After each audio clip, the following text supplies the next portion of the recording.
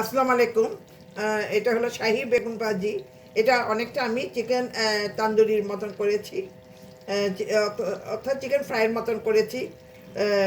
দেখেন, এই যে এটার মধ্যে ময়দা দিয়ে, সামান্য ময়দা দিয়ে একটু চিনি, তারপরে মশলা আপনার উপর ডিপেন্ড করেন। আমি একটু পাঁচফোড়ন দিয়েছি, একটু জিরা গুঁড়ো দিয়েছি,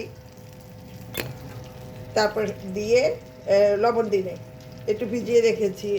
তারপরে তারপরে দিলাম একটু ময়দা ময়দা ভিজিয়ে, ময়দা উপর দিয়ে দিয়ে সামান্য একটু পানি দিয়ে ভিজিয়ে, তারপরে কোট করে, ময়দা দিয়ে কোট করে তারপরে ভাজি করেছি।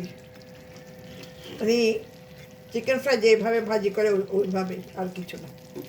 খুবই মজা হয়েছে, এইভাবে আপনারা খেতে পারেন। দেখেন এখানে আমি একদম আওয়াজ করে এভাবে ডাল দিয়ে খেতে খুবই মজা, কেউ বুঝবেই না যে এটা বেগুন ভাজি।